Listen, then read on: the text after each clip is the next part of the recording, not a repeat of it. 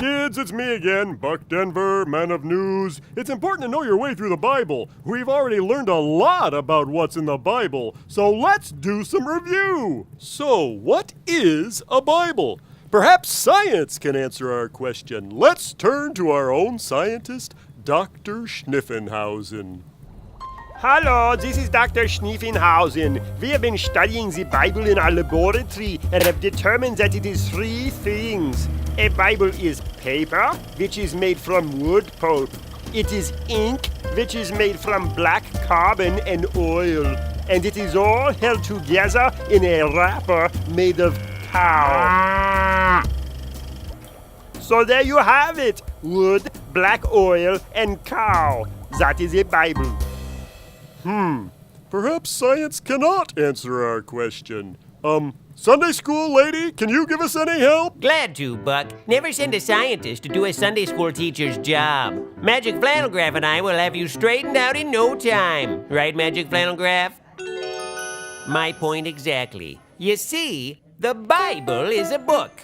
And it isn't. It is, and it isn't. Are you with me? I don't think so. All right, let me do this another way. Magic Flannel Graph? So the Bible is a book. It's got pages and words just like other books. But if you open it up, you realize it's actually lots of books. 66 to be exact. There are books of history, books of poetry, books that are really letters written to different people or churches. Are there any books about ponies? No. But there's even a book that talks about the end of the world. But we'll save that one until the end. It's a little tricky. Wow, so the Bible is sort of like other books and sort of isn't. That's right. Most books are written by just one person. The Bible was written by more than 40. Most books are written in, 6 months or a year. We think the Bible may have been written over as much as 1,600 years. 1,600 years! That's like writing a book from the end of the Roman Empire until today. Done. That's incredible!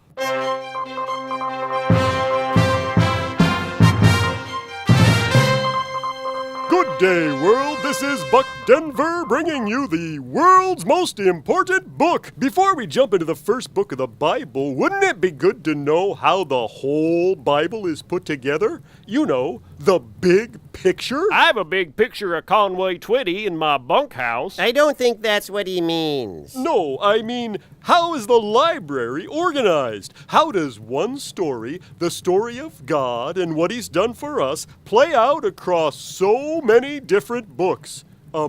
Sunday school lady? You've come to the right place, Buck. I've been explaining the Bible since the Old Testament was new. Not exactly, but you get my point. I was kidding. I'm not that old. I'm not that old. Let's jump right in. The books of the Bible are divided into two sections, the Old Testament and the New Testament. The Old Testament has 39 books in Protestant Bibles, 46 books in Catholic Bibles, and 50 books in Orthodox Bibles. My Bible has 71 books in it because I stuck 5 comic books in the back. Today we'll be reading from the first book of the Green Lantern. Wait a minute. Why do different Bibles have different numbers of books? Right. Shouldn't they all be the same? Good question. We need a pirate to answer that question. We do? Yep, a pirate who knows a lot about church history. The story of the great I Am. It shouldn't be such a mystery. From Jesus Christ to Billy Graham, a pirate's guide to church history.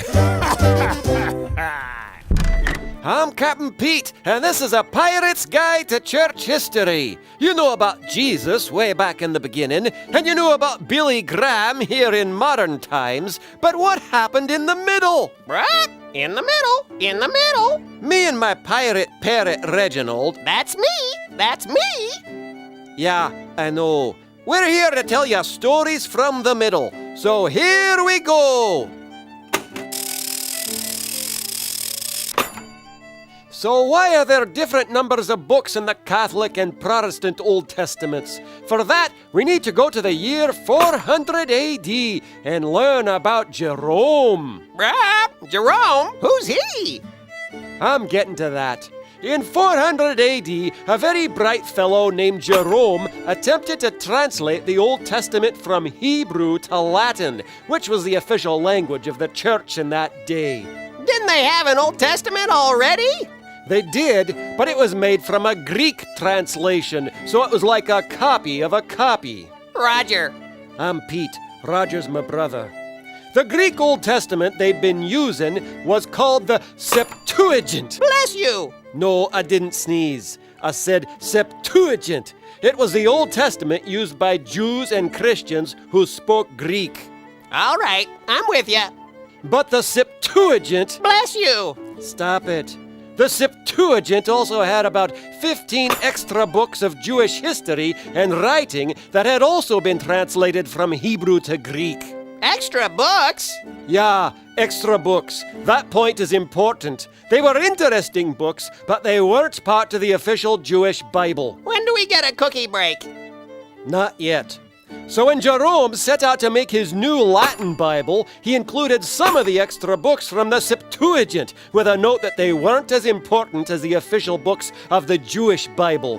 When Martin Luther and the other reformers translated the Bible into common languages like German and English, they took those extra books and put them in their own section called the Apocrypha, because they weren't part of the Jewish Bible. Eventually, most Protestant Bibles dropped those books altogether, but some of the books are still in Catholic and Orthodox Bibles, hence the different numbers of books. Bruh, church history is complicated. It can be. Would you like to hear the story of the British monarchy? Yeah, Septuagint. Time for a cookie break. Wait till the end of the show.